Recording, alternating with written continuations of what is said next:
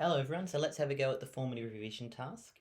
So question number 1 tells us that Jimmy has an annual salary of $72,194.30. So to find the weekly pay, we get our $72,194.30 and we divide by 52 weeks in a year and we get $1,388.35. Our fortnightly, we do the same thing, so $72,194. $194.30, and we divide instead by 26 because there's 26 fortnights in a year, and we get $2,776.70. Our monthly salary, we get a $72,194.30, and we divide by 12 months in a year, and we get $6,016.19. The next one, so Travis works casually and he's paid $15.18 per hour Monday to Saturday and $26.34 on Sundays. Calculate his total pay if he works from 11 a.m. to 5 p.m. on Thursday and 2 p.m. to 7 p.m. on Sunday. So on Thursday, well, he works from 11 a.m. to 5 p.m., which is 6 hours, times by his hourly rate of $15.18.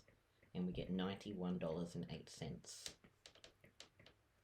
On Sunday, he works 2 p.m. to 7 p.m. Now that is 5 hours, and he earns $26.34 on Sundays per hour, so he gets $131.70. So total, if we add those two numbers up together, we get $221.70. Okay, Timmy worked the following hours in 1 week. Tuesday from 5 to 9, Thursdays from 6 to 9, and Fridays from 7 to 11. If his pay is $23.65 per hour up to 9 p.m. and $32.70 after that, what is his total pay? Well, we know on Tuesday 5 to 9 is 4 hours, 6 till 9 is 3 hours, and 7 to 11, well, that's 8, 9, 10, 11. That's 4 hours, but 2 of those hours are before 9 p.m. and the remaining 2 are after 9 p.m. So we're going to look at those individually because he earns different rates after 9 p.m. So he earns a total of 4 plus 3 plus 2, which is 9 hours, before 9 p.m. And we're timesing that by our $23.65, so we get $212.85, and he earns $32.70 after 9 p.m. and he does that for 2 hours.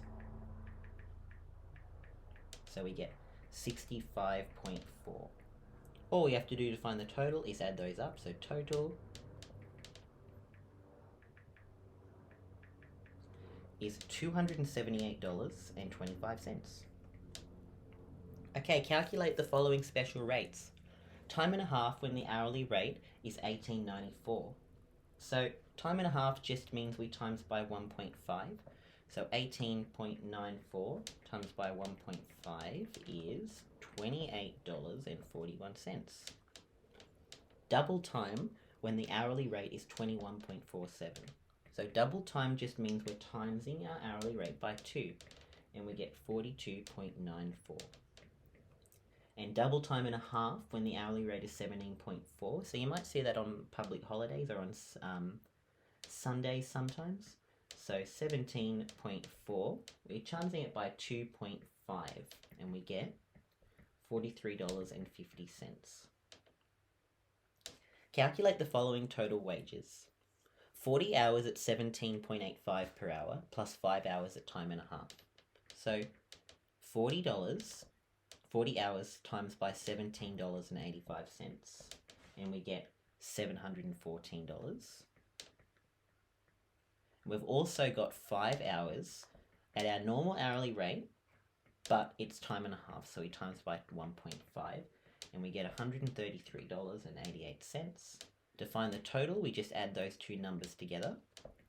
So add this one and this one, And if you do that on your calculator, you get $847.88. Not too bad.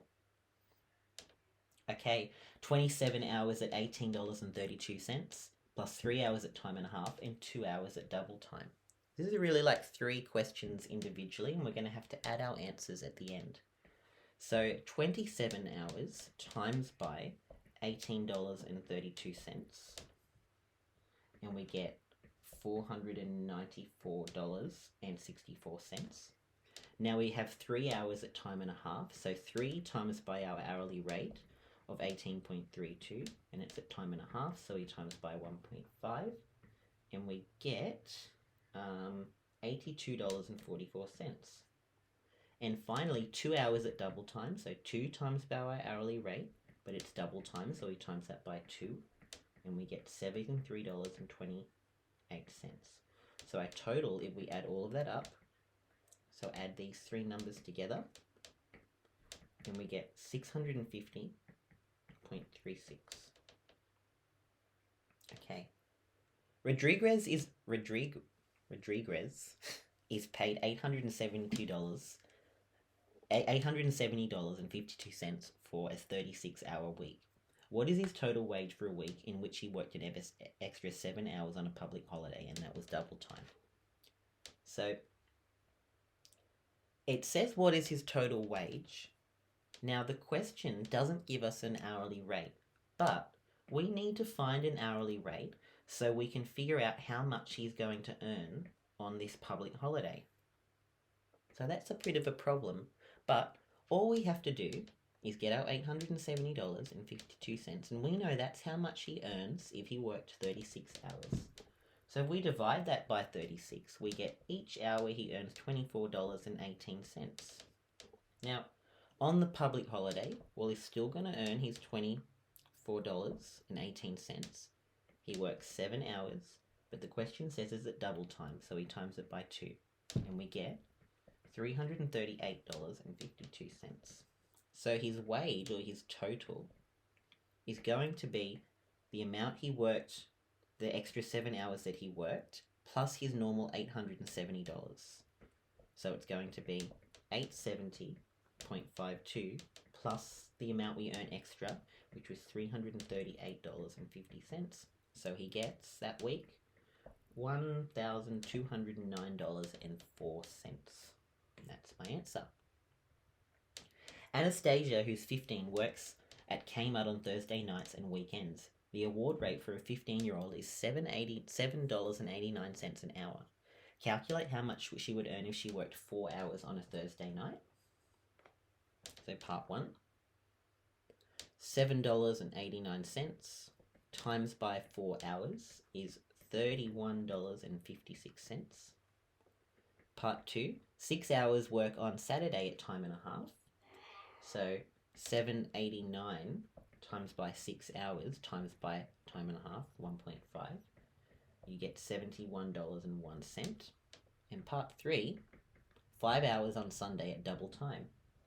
So her hourly rate is $7.89 times by 5 hours times by double time times by 2, which is $78.90.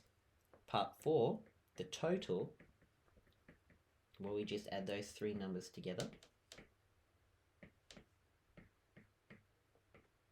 and we get $181.47.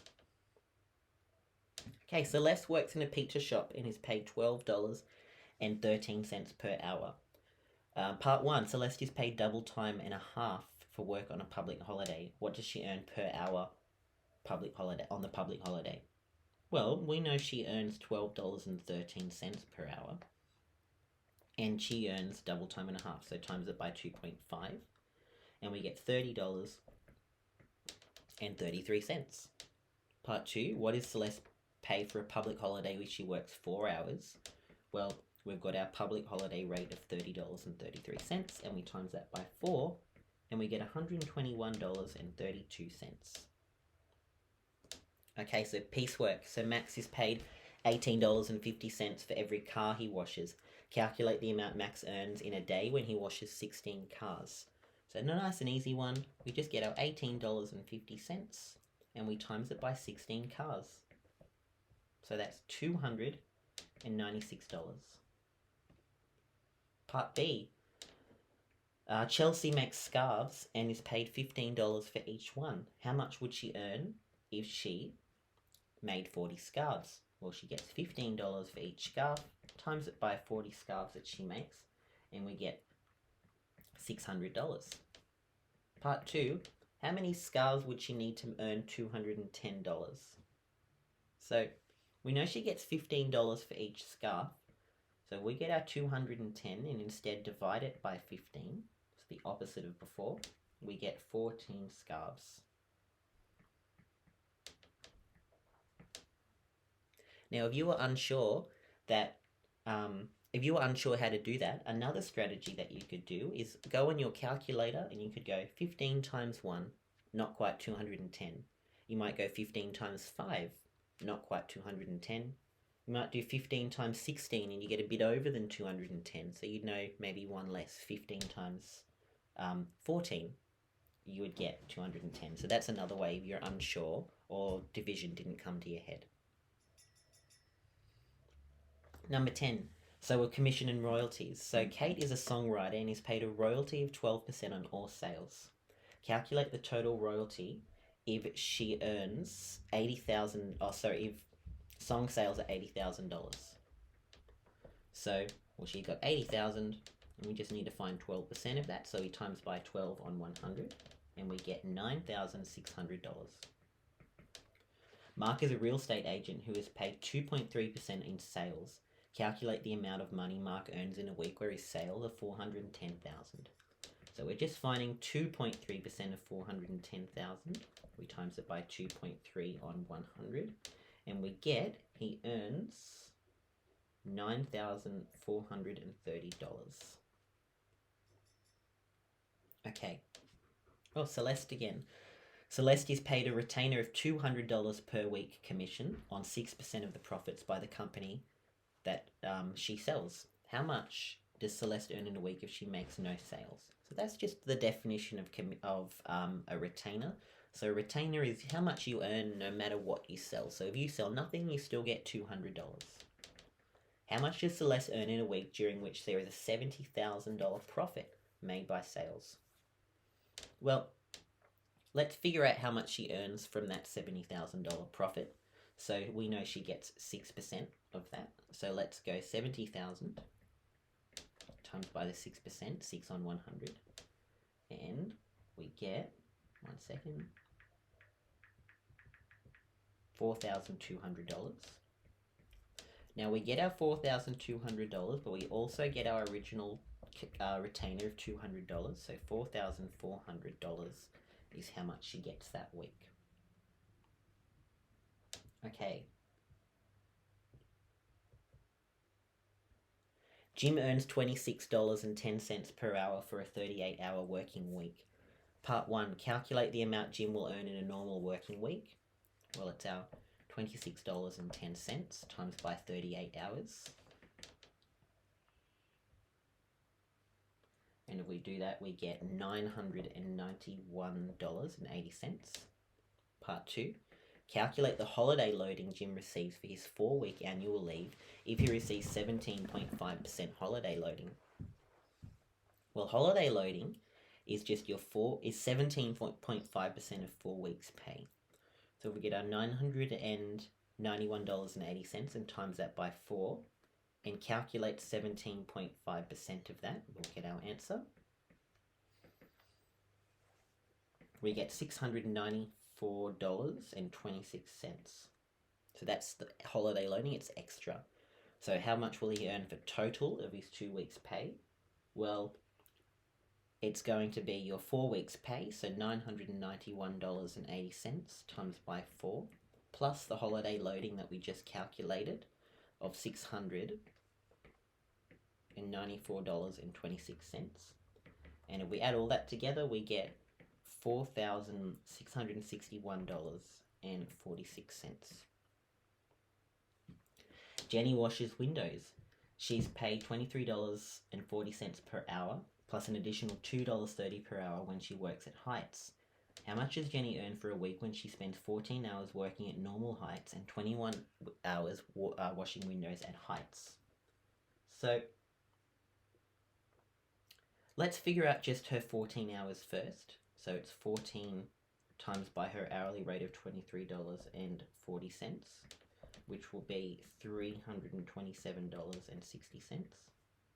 And she earns 21 hours. She worked 21 hours at a new rate of $23.40 plus $2.30.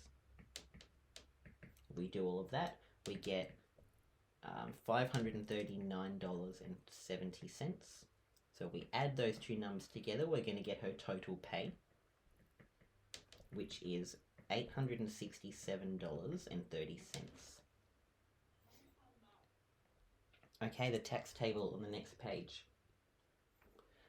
Calculate the tax from $19,900. So that's going to be in this bracket here. So remember, tax is only calculated on earnings over $18,200. So we get $19,990 minus $18,200, and we get $1,700.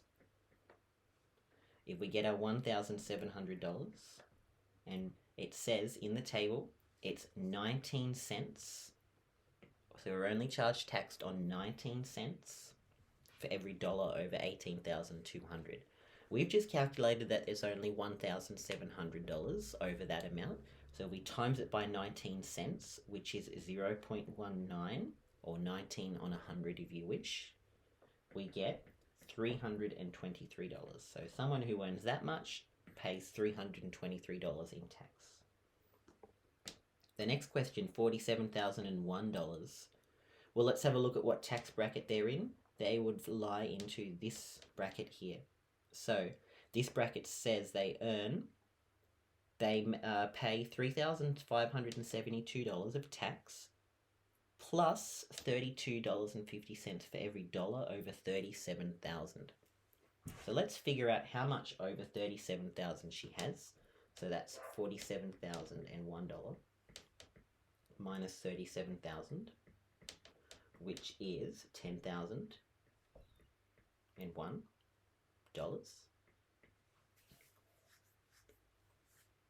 Now, it says that we only pay tax on $32.50 worth of that. So we times that by $32.50, but remember we put it over 100, or you could go 0.325. You will get $3,250.33 worth of tax. But we've got to look at our table because we need to add $3,572. And we get a total of $6,822.33 worth of tax. Okay, last one, $152,000. Let's figure out what tax bracket we're in. $152,000 lies in this bracket. So this bracket says $17,547 plus 37 cents for each dollar over 80,000. So we'll figure out how much money over 80,000 they earn over minus 18,000, and we get $72,000. We're paying tax on this $72,000. The bracket says that we're paying 37 cents on this $72,000, so we times by 37 on 100, and we get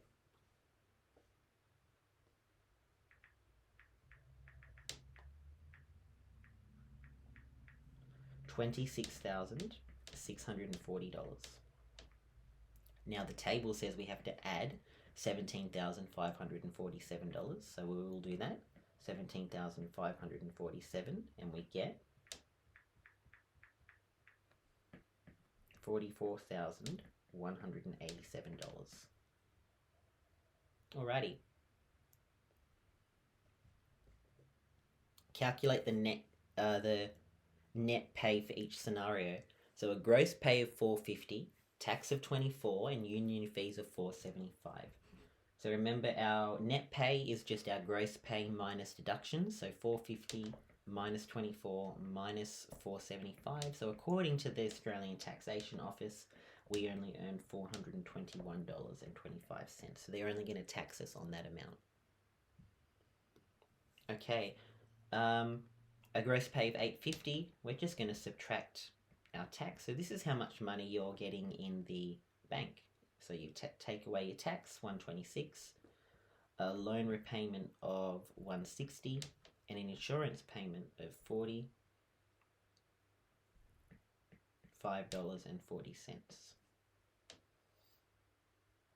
So we get $518.60. That question's a bit vague because your net pay technically isn't taking away loan repayment unless it comes off before your unless it comes automatically on your pay tax receipt, like your pay slip. But anyway, calculate the simple interest in each scenario. So remember, interest is equal to I equals PRN, or interest equals principal times rate times number of periods. So we know I equals P. I like to write the times symbols to remind me that it's times. I equals PRN, how much simple interest is charged, or the principal, 6,000, times by 4 years, times by the rate of 3 on 100, and we get $720. And what total amount must she repay? Well, we're just going to add our 720 plus the original 6,000, and we get $6,720. Part B, calculate the simple interest earned on an investment of $15,000 at 5.2% per annum over 30 months. Okay, we need to realize that 30 months is 2.5 years, so our number of periods, N, is going to be 2.5. So we know I is equal to P times R times N, which is 15,000 times by the rate of 5.2 on 100 times by 2.5, which is number of periods, and we get $1,950. Lucy borrows $19,264 to buy a boat. The bank charges 6.7 per annum on flat rate interest rate over 30 months. What total amount must she repay? Well, first up, we need to realize that 60 months is 5 years. So we know part I, that I is equal to PRN. So interest is principal times by rate times by number of periods. So the principal is $19,264. The rate is 6.7 on 100. And N is 5. And if we do that, we get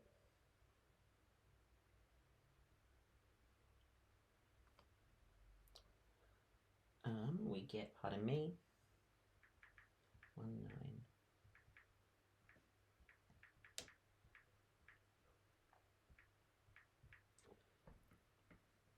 6,453.44. Part 2, how much is each monthly repayment? Well, I haven't finished part 1, sorry. So that's just our interest, so our total is going to be $19,264.44, $264 plus $6,453.44. And if we do that, we get $25,717.44.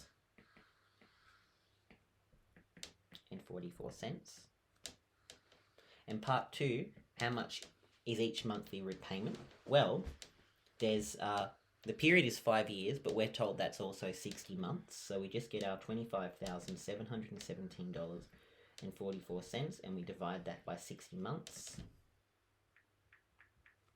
and we get $428.62. Part D. What is the interest rate charged on a simple interest loan if the principal amount borrowed is $19,500 over 7 years and the total interest payable is $4,500?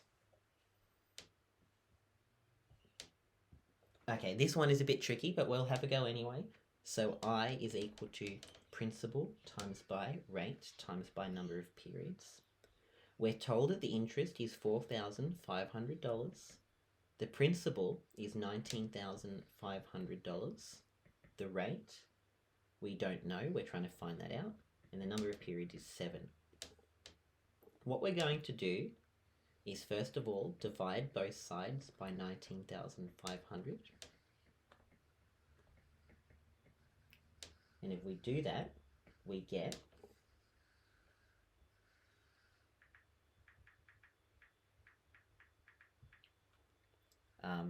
0.23 is equal to the rate times 7. Then we divide both sides by 7. And we get the rate is equal to 0.032 or 3.2% if we times that by 100. All right. Now we're doing some compound interest here. So calculate the compound interest in each scenario. Remember that the amount A is equal to P times by 1 plus R to the N. So $8,000 is invested for 15% per annum and invested compounded annually. So find the total amount payable. Well, we know amount is equal to 8,000, 1 plus 15 on 100 to the power of 8. If you do that, you get $24,472.18. Part 2, the amount of interest earned. Well, we're just going to subtract that from our original 8,000. So $24,472.18 minus 8,000 equals $16,472.18. Okay, part B, scribble out biannually. We're going to do annually. $21,000 is invested for 5 years at 6.75%. Now this means 6.75%. Remember, 3/4 is 0.75. So find the total amount invested. So amount is equal to the principal of 21,000 times by 1 plus 6.75 on 100 to the power of n, which is 5. So we get $29,111.11. It's a bit spooky. Part 2, find the total interest earned. So our total interest earned, remember in compound interest, the amount is our interest plus the original amount. Whereas in simple interest, our answer is just the interest and we had to add on that original amount if we wanted the total. So to find just the interest, we get our whole amount, $29,111.11, and we take away $21,000 and we get $8,111.11. Okay. Kylie invests $5,000 for 3 years at 6% simple interest per annum. Maria invests the same amount for 3 years, but it's instead compounded annually. Part 1, calculate the value of Kylie's investment on maturity. So that just means after the 3 years.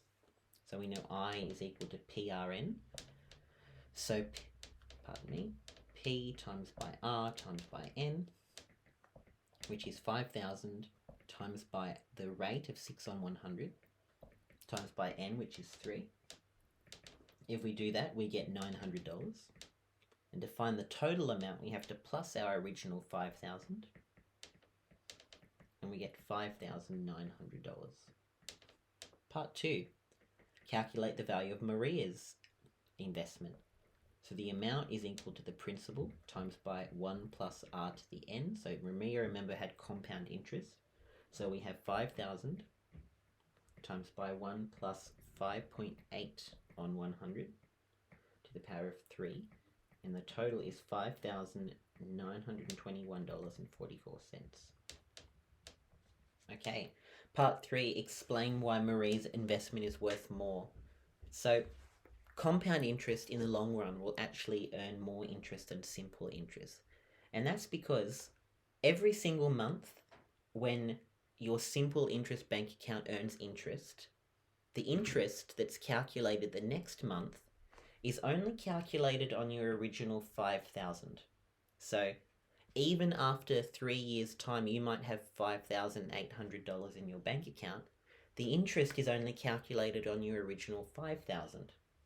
Compound interest is different because each month the interest is calculated based on the value of the bank account. So if your bank account after 2 years had $5,600 in it, the interest would be calculated based on that $5,600, not just the original 5,000 like simple interest is. So the reason compound interest is better is because the interest is calculated based on more interest being put into the account. So it's recalculated each month.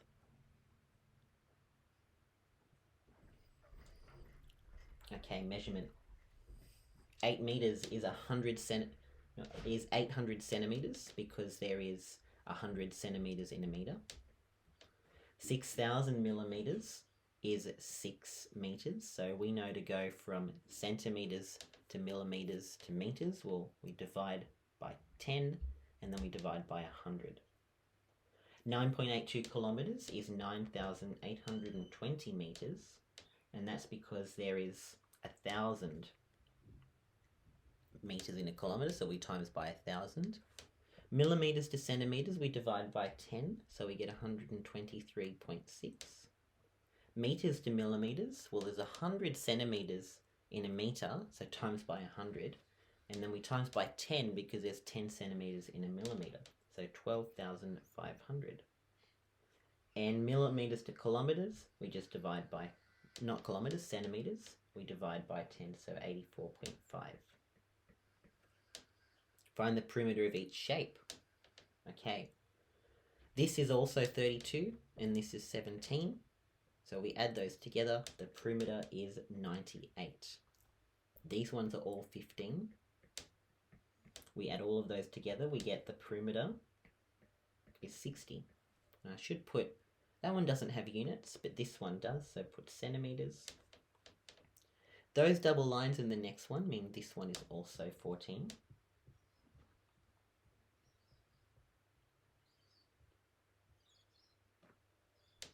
So the perimeter, we add all of those together, we get 38. Well, if this is 27 and this is 18, this side has to be 9. In a similar way, this one has to be 20. So if we go all the way 38, if we go that far, it's 18. So that much further is 20. So the perimeter is 130. Okay, circumference. Circumference is 2 pi r or pi times diameter. So circumference is going to be 2 times by pi times by 8, which is 50.27. Part B, circumference. Well, we have the diameter, so we can use the diameter here, or you can half it and use 7. Pi times by 14, which is the diameter, is 43.98. I should put centimeters on both of those. Okay, the perimeter of sector, there's a little formula that you can use. So the perimeter is equal to 2 times by the radius of 77 plus 140 on 360 times by 2 times by pi times by the radius of 77. So we're just putting numbers into a formula and we get 342.15 meters. In a similar way, we can do this. So perimeter is equal to 2 times by the radius of 30 plus 238 on 360 times by 2 times by pi times by the radius of 30. Plugging that into your calculator, you'll get 184.62 centimeters. Okay, those are some area formulas. The area of a triangle, area is equal to a half times base times by height, which is a half times by 9.8 times by 3.2, which is 15.68 centimeters squared. This is a rectangle, area is equal to length times height, which is 10.5 times by 5.4, which is 56.7 centimeters squared. This is a parallelogram. The area is equal to base times height. which is 14 times 5, which is 70 centimeters squared. Remember, it's not this diagonal height, it's always a straight height. This is a trapezium. The area is equal to the height on 2 times by A plus B. So 5.2 on 2 times by 10 plus 6, which is 41.6 centimeters squared. This is a kite. The area is equal to a half times by x times by y, where x and y are the diagonals. So a half times by 4 times by 9, which is 18 centimeters squared. Same idea here, this is also a kite. So a half times by x times by y, which is a half times by 12.6 times by 16.8, which is 105.84 centimeters squared. Okay, area of circles now. We know the area of a circle is pi times by r squared, which is pi times by 8 squared, because the radius is 8. If we do that, we get 201.1 centimeters squared. Now, importantly, we can't use the diameter ever to calculate its area. We must find its radius. So this has a radius of 7. So the area is equal to pi times by r squared, which is pi times by 7 squared, which is 153.94 centimeters squared. Okay, this is a quarter of a circle, so area is equal to pi times by r squared. You can just divide that by 4. So pi times by 15 squared divided by 4 is 176.7 centimeters squared. Now you could also use the area of a sector formula and go 90 on 360 times by pi r squared, but that is actually the same thing as what we just did there. So we know the area of a sector is theta on 360 times pi times by r squared. Theta is just our angle, so this has an angle of 72 degrees on a total of 360, because there's a 360 degrees in a circle, times by pi times by 12.8 squared, which is 102.94 centimeters squared. Okay, composite area. I'm going to call this area 1 and this area 2. Area 1, well, this is a square. It's going to be 50 times by 50.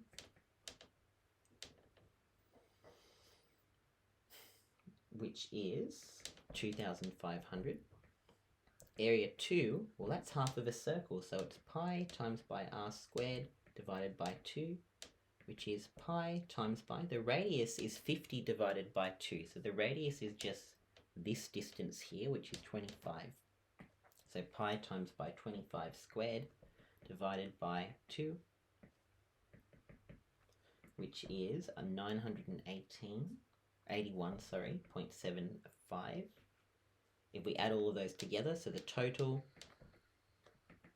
is this plus this, which is 2,500 plus 981.75 is, not dollars, is 3,481.7 millimeters squared. Okay, this next one is a full circle plus a square. So I'm going to call this area 1, and both of these I'm going to call area 2. So area 1 is just a square with area 18 times 18, which is 324. Now if you combine this and this, you get a full circle. So area 2 is just one circle, which is pi times r squared, which is pi times by, the radius is just distance from here to here, which is 9, or 18 divided by 2. Which is 254.47. If you add those two numbers together to get your total, you get the total is equal to 578.5 centimeters squared. Okay, this one is just 5 of the same square. So let's call it area of square, well, it's just going to be 11.5 times 11.5, which is 132.25, and there's 5 of those in the shape, so we times it by 5, and we get total is equal to 661.25 millimeters squared. Okay, this is a hexagon, but we can just find its area by finding the area of one of these trapeziums and dividing it by 2. So one of these trapeziums has a height of 21 divided by 2, or 11.5. So the area of a trapezium is h on 2 times pi a plus b, which is 11.5 on 2, times by a, which is 24, and b, which is 12. So if we do that, we get 207. And there's 2 of those in the shape, so we times it by 2, and we get 414 centimeters squared is our total. Okay, the next page, the surface area. So let's have a go. Let's find the front. So the front, I'm going to call this the front, is 1.3 times 1.1, and I have 2 of those, so I'm going to times it by 2, because I've also got one at the back. So if I do that,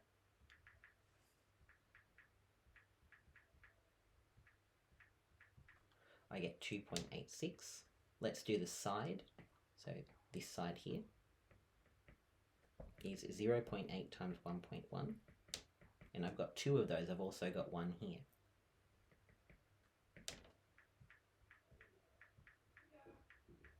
I get 1.76, and let's do the top. So the top is here, which is 0.8 times 1.3, and I've got 2 of those because there's also one at the bottom.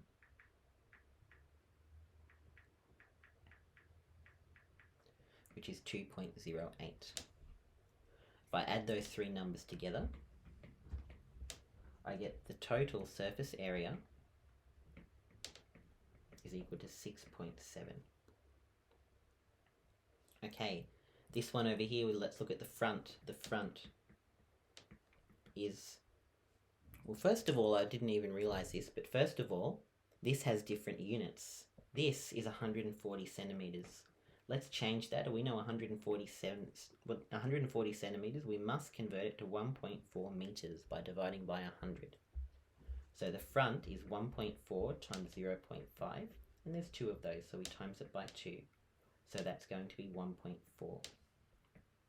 The side, call this the side, it's 0.8 times 0.5. And there's 2 of those, so we get 0.8. And the top, up here, is going to be 0.8 times by 1.4, and there's 2 of those, there's one at the bottom. So, sorry, I didn't get that. Could you restate the question? So we get 0.8 times 1.4 times 2, and we get 2.24. So if we add those 3 together, our total is 4.44 meters squared. Okay, part C. Let's have a go at the front. So the front is a triangle. Looks like a T.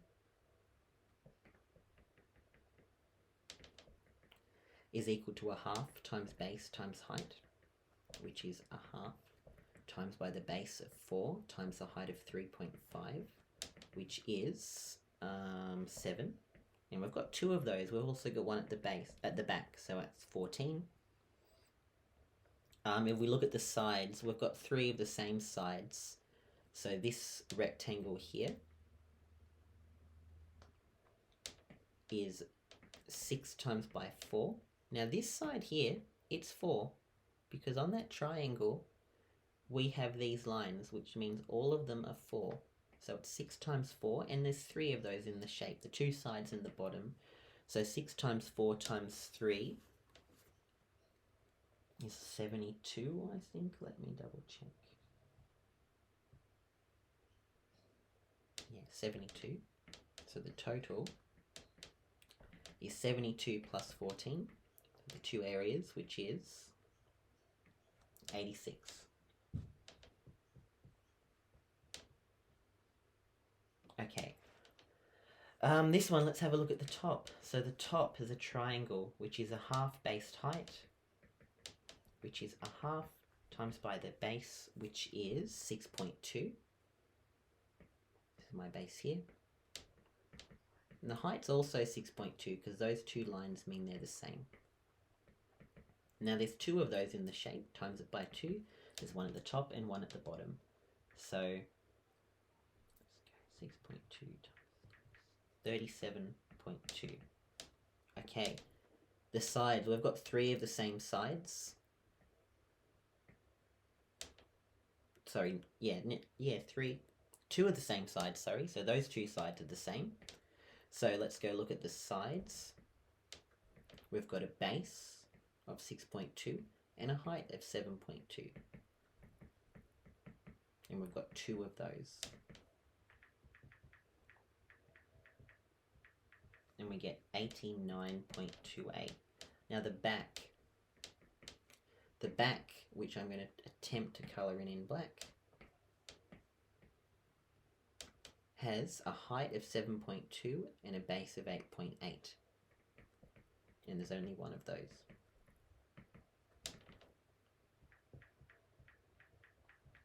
And you get 63.36. So if we add all of those together, we get the total of 171.86 centimeters squared.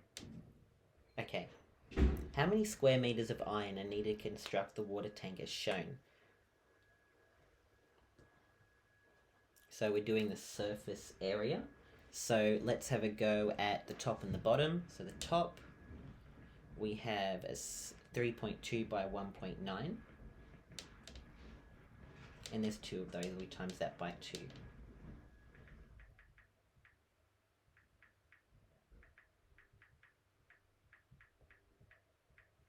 So we get 12.16. Let's have a look at the front. So I'm going to colour that here, the front. Well, it's 3.2 by 1.4, and there's 2 of those. There's also one at the back.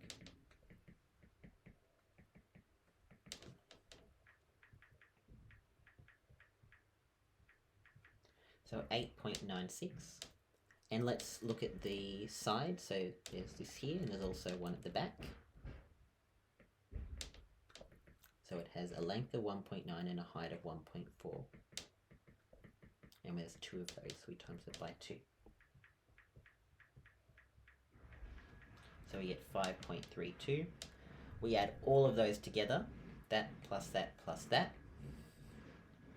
So the total is going to equal 12.16 plus 8.96 plus 5.32, which is 26.44 meters squared. What is the capacity? Oh, okay, so we know that the volume of a prism, V, is length times height times width, which is 1.9 times 3.2 times 1.4, which is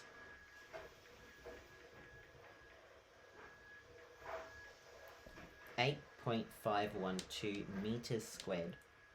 Now hopefully you guys will remember that 1 meter, meters cubed I meant to write here, 1 meter cubed is 1 kiloliter.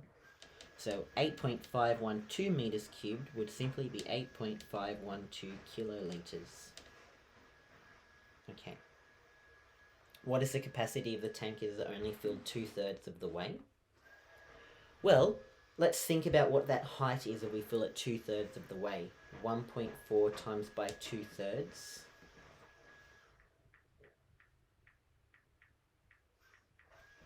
is 0.93.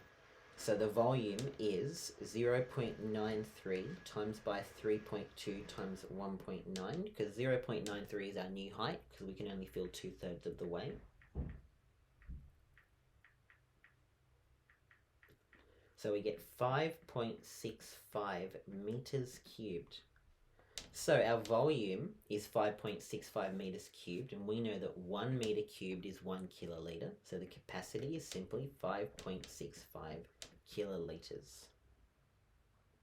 Okay. Surface area of cylinders.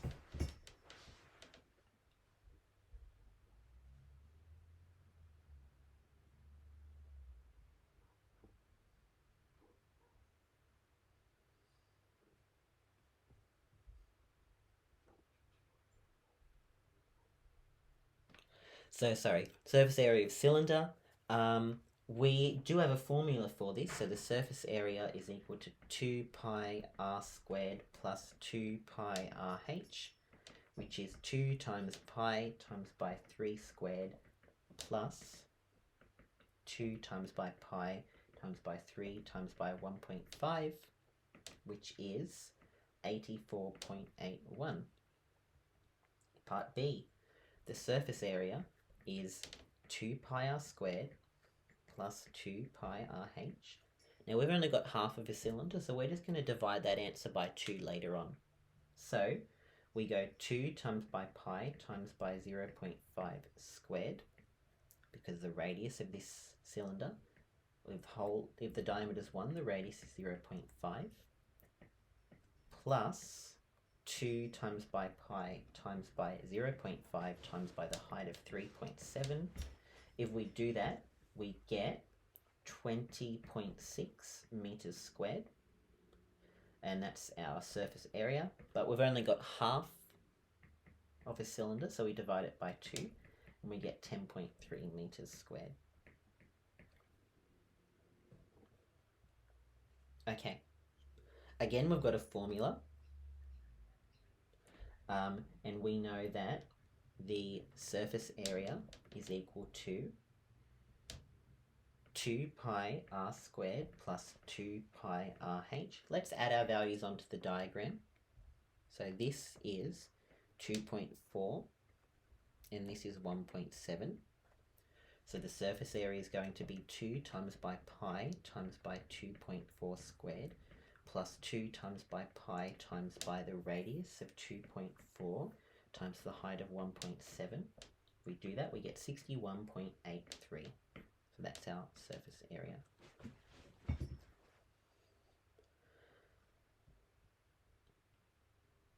Okay, a cylinder has a surface area of 2,000 centimeters squared and a radius of 8 centimeters. Determine the cylinder's height. Okay, we know that surface area is equal to 2 times pi times radius plus 2 times by pi times by 8 times by the height. We're told that 2,000 is equal to 2 times pi times by the radius of 8 plus 2 times by pi times by 8 times by an unknown height. Let's figure out what these are. So 2,000, I forgot to square that number there, that's 8 squared. 2,000 is 402.12 plus 50.26 times by h. Let's do a bit of an equation solving.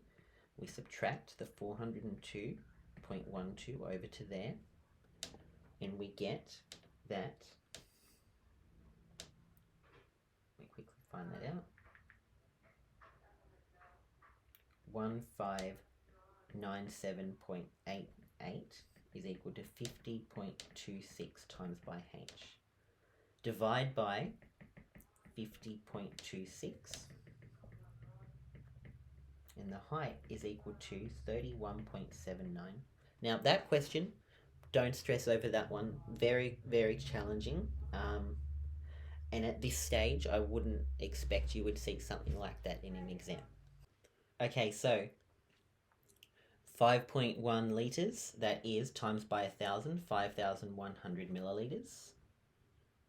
2,300 millilitres, divide by 1,000, we get 2.3 litres. I would recommend using a conversion chart if you have one, if you're unsure about those. We know that 1 milliliter is 1 centimeter cubed, so that's 9.2 milliliters would simply be 9.2 centimeters cubed. And 358 litres, divide by 1,000 to get to kilolitres, we get 0.358. Okay, the volume of a prism or volume of a rectangular prism is length times width times height, which is 3 times by 4 times by 3, which is 38 cubic centimetres. The volume of a prism is the area of its base times by the height. This is a base of a triangle. Remember, the area of a triangle is half times its base times by its height. So the volume is a half times base times by height times by the height of the prism, which is a half times by the base of 18 times by the height of 26 times by the height of 30, which is a half times 18 times 26, which is 7,020 centimetres cubed. Okay, the volume of a prism is the area of its base times by its height, which is 4 times by the height of 3, which is 12 cubic centimetres. The volume of a cylinder, there's a formula for that. The volume is equal to pi r squared h, or pi times by r squared times by its height. Now this has a radius of 17 divided by 2, which is 8.5. So that distance there is 8.5. So it's pi times by 8.5 squared times by the height, which we're told in the question is 21, which is 4,766.58 cubic centimetres. Now, that is just using the formula. If you have forgotten the formula, or in the future if you're not given the formula, I like to think about this logically. The volume of a prism is given by the area of its base times by its height. Its base is a circle, which is where this pi r squared comes from. So the area of that circle times by its height. Okay, this one, yes, it is challenging, but we'll have a go. This is a cylinder. Now, we're told that this distance all the way across here is 44, which means half the distance is 22, which makes the radius of this cylinder 22. So the volume of, let's do the cylinder, is pi times r squared times h, which is pi times by 22 squared times by the height of 48, which is 72,958.5 centimetres cubed. And this is just a cube. The volume of a cube is length times width times height, which is just 44 times 44 times by 44, which is 85,148 centimetres cubed. So the total is just that plus that, which is 72,958.5 plus 85,148, which is 158,142.5 centimetres cubed. Okay, last one. Jacob is responsible for the maintenance of this pool. What sort of prism is the pool? It's a trapezoidal prism. So this is a trapezium. So trapezoidal prism.